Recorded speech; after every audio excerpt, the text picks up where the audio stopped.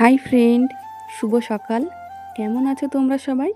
আশা করি ভালোই আছো, আমিও ভালো আছি। মিষ্টি একটা সকাল দিয়ে আজকের ভিডিওটা শুরু করলাম এমএস লাইফস্টাইলে। তোমরা কিন্তু সবাই সম্পূর্ণ ভিডিওটা দেখো, কেউ কিন্তু স্কিপ করে দেখো না। আশা করি তোমাদের ভিডিওটি খুবই ভালো লাগবে। তা দেখো, সকালবেলা ঘুম থেকে উঠেই তো সমস্ত কাজ আমার কমপ্লিট হয়ে গেছে। এবার আমি সকালের ব্রেকফাস্ট করে নেব। আজকে সকালের ব্রেকফাস্ট হলো মুড়ি আর গুড়। এটা হচ্ছে আখের গুড়। অল্প একটু মুড়ি নিয়েছি আর একটু আখের গুড় দিয়ে ভালো করে মিক্সড করে একটু জল দিয়ে এটা আমি খেয়ে নেব।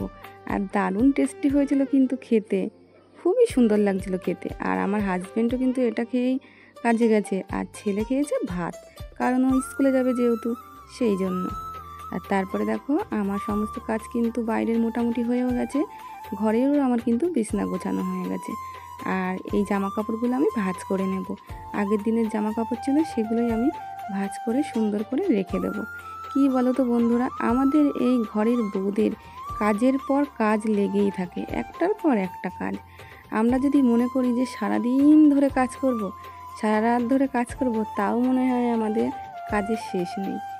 মানে এত কাজ সংসারে, কাজের জ্বালায় মনে হয় যেন পাগল হয়ে যায়, মাথা খারাপ হয়ে যায়, এতটাই কাজ আমাদের। মানে এই জায়গায় আজ পরিষ্কার করতে হচ্ছে, এটা পরিষ্কার করতে হচ্ছে। আর গরমের দিন পড়েছে, আর আমরা যেহেতু গ্রামে থাকি, হাওয়া হলেই ধুলো চলে আসে ঘরে, এটা নোংরা হয়ে যায়, ওটাতে নোংরা হয়ে যায়, এটা পরিষ্কার করতে হয়, ওটা পরিষ্কার করতে হয়।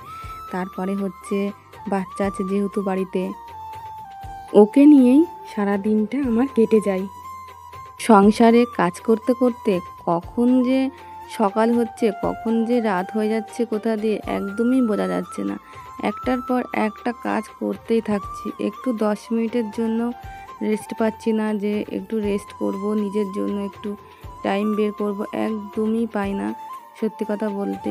তারপরে আবার ভিডিও করতে হয়, একদমই হাতে টাইম পাই না, যে 5টা মিনিটের জন্য হাতে টাইম পাই না। সব সময় কাজের মধ্যে নিজেকে থাকতে হয়।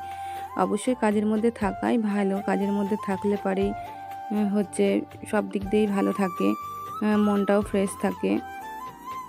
তা এখন এভাবেই চলি। আর কি হবে, সংসার করে তো পাগল হয়ে যাচ্ছি। যেহেতু আমার এটা একার সংসার, সেই জন্য সংসারের কাজগুলো তো আমার একাই করতে হবে। শরীর খারাপ হোক বা যাই হোক না কেন, নিজের সংসারের কাজ নিজেকেই করতে হবে, হেল্প করার মতো কেউ নেই। তাই শরীর খারাপ নিয়েও সমস্ত কাজ করতে হয়। আর হাজব্যান্ড আমাকে অনেক কাজে হেল্প করে দেয়, কিন্তু হাজব্যান্ডকেও তো কাজ করতে হবে না। হাজব্যান্ড যদি কাজে না যায়, তাহলে আমাদের সংসারটা চলবে কী করে? সে 2-1 দিন হয়তো ছুটি নিল, সেটার ব্যাপার আলাদা। তা এভাবেই সংসারটা যতক্ষণ করছি, এভাবেই করতে হবে না। একের পর একটা তো মানুষের জীবনে ধাপ আসে, সংসার করার কিন্তু আর একটা ধাপ। তা দেখো, অনেক কথা তোমাদের সাথে বকবক করে ফেললাম। তা আমার তো সমস্ত কাজ কমপ্লিট হয়ে গেছে। আমি না স্নান করিনি, ভাবলাম যে রান্নাটা করে নিই, তারপরে স্নান করে নেবো। তা দেখো, রান্নাঘরে চলে এসেছি, এসে ভাতও বসিয়ে দিয়েছি। আর এইদিকে না আমি দেখো হচ্ছে তেলাপিয়া মাছ নিয়েছিলাম সকালে, পাড়ায় এসেছিলো, তা তোমাদের দাদাভাই কিনে দিয়েছে। তা সেই মাছটা না অনেকগুলো মাছই হয়েছে। আমরা আবার কী বলো তো, মাছ মাংস যাই বলো না কেন, আমরা না একটু কমই খাই। হয়তো এই মাছ এই দুপুরে 1 পিস খেলে, রাতে 1 পিস খেলে আর আমাদের ভালো লাগে না, খেতে ভালো লাগে না, খুবই কম খাই।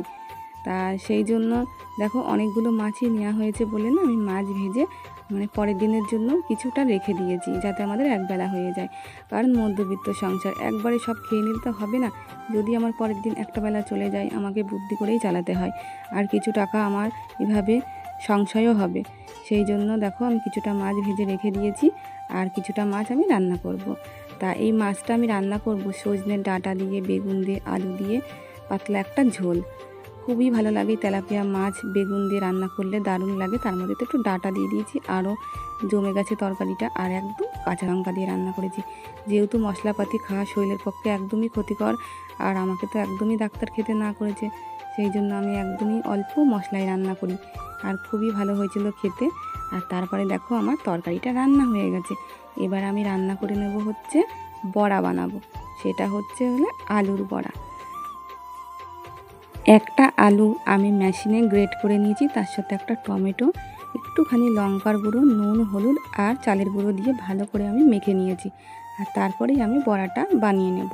তো এই বড়াটা কিন্তু একবার তোমরা বানিয়ে খেয়ে দেখো, দারুণ টেস্টি এই বড়া, খুবই সুন্দর হয়েছিল। যেহেতু একটা তরকারি করেছি, ভাবছিলাম যে আর কী রান্না করি, তা ভাবলাম যে অনেক দিন তো বড়া খাওয়া হয়নি, সেই জন্য এই বড়াটা বানিয়ে নিয়েছি।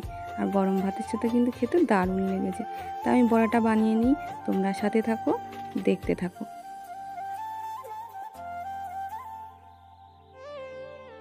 আর বন্ধুরা, আমার ভয়েস দিতে খুবই অসুবিধা হচ্ছে, চারিদিক থেকে আওয়াজ আসছে, তোমরা একটু ম্যানেজ করে নিও।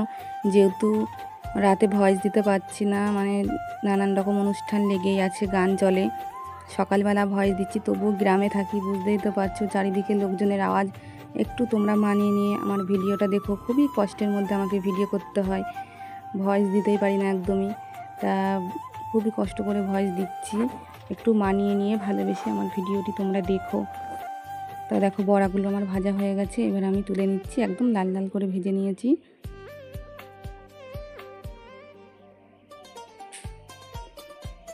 আর রান্না বান্না তো পুরো কমপ্লিট হয়ে গেছে, তোমাদেরকে একবার দেখিয়ে দিই আমি কি রান্না করেছি। দেখো হাঁড়িতে রয়েছে ভাত, আর এই যে বড়া ভেজেছিলাম, এই যে বড়াগুলো দেখেছো কত সুন্দর হয়েছে। আর ছেলের জন্য আছে একটা ডিম সিদ্ধ, আর এই যে দেখো আছে মাছের ঝোল। চলে আসলাম তোমাদের সামনে, সন্ধ্যায় হয়ে গেছে প্রায়, আর একটুখানি পরেই সন্ধ্যা হয়ে যাবে পুরো। তা আমি শুয়েছিলাম, ছেলে আর আমি, ছেলেকে স্কুল থেকে বাড়ি নিয়ে এসে খাইয়ে দাইয়ে নিয়ে দুজনে মিলে শুয়েছিলাম। তা তোমাদের দাদাভাই বাড়ি এসে ডাক দিল, বলছে উঠবা না নাকি, সন্ধ্যা হয়ে গেল। তো আমি বললাম হ্যাঁ হ্যাঁ উঠছি, দাঁড়াও। তা উঠে নিয়ে একটু মাঠের দিকে আসলাম। মানে সারাদিন তো কী বলবো, সবসময় ঘরের কাজ নিয়েই ব্যস্ত থাকি, একটু আসাও হয় না। বিকেলবেলার দিকটা একটু মাঠের দিকে আসলে ভালোই লাগে। আর চলো, এখন তার সন্ধ্যাই হয়ে গেছে, তোমাদেরকে ভালোভাবে দেখাতেও পারবো না, সন্ধ্যাবেলায় আর কি দেখাবো। এখনই বাড়ি গিয়ে ঘরে গিয়ে হাত মুখ ধুয়ে সন্ধ্যা দিতে হবে আবার। তা চলো একটু দেখিয়ে দিই মাঠের পরিবেশটা। এই জমিগুলো সব দেখো লাঙল দিয়ে কেটেছে, কী লাগাবে কি জানি এই জমিতে, জানি না।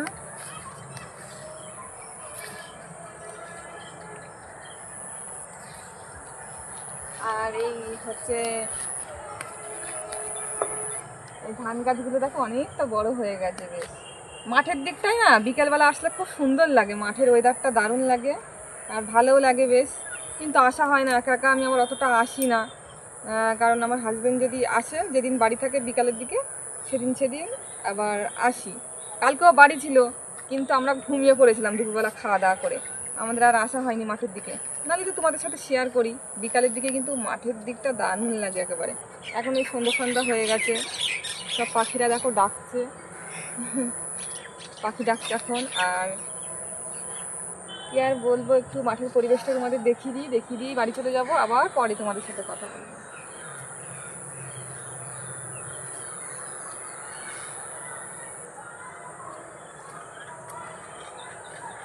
তা বাড়ি যাই, পরে আবার কথা হবে।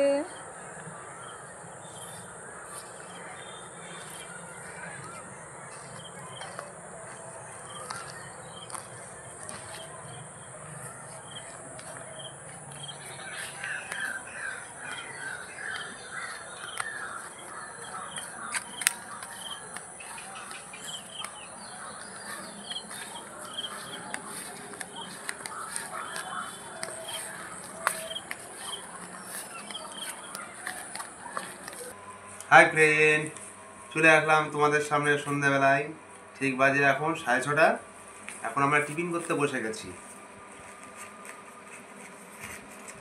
এটা কি বলো তো, সবাই চিনতে পারবে, অনেকে ছোটোবেলায় খেয়েছো। এটার নাম আমরা লম্বু বলে থাকি, আমরা বলে থাকি আমাদের ভাষায়। এখন তোমরা কে কি বলো জানি না সঠিক। তা সাইজটা দেখো কত সুন্দর সাইজ, 10 টাকা পিস। কালকে দুটো নিয়ে এসেছিলাম, নিয়ে এসে 3 জন মিলে ভাগ করে খাবো। তা খুব সুন্দর ভিতরে, এই যে ছেলেও খাচ্ছে, তোমাদের দিদিভাইয়ের জন্য এই যে হাফ নিয়েছে, আর আমার কাছে একটা আস্ত আছে, যদি লাগে দুজনের দেবো, আর নাহলে আমিই খাবো এটা। তা যাই হোক, আমাদের ভিডিওটা এই পর্যন্ত। তোমরা সবাই ভালো থেকো, সুস্থ থেকো। পরবর্তী ভিডিওর সঙ্গে আবার তোমাদের সঙ্গে দেখা হবে।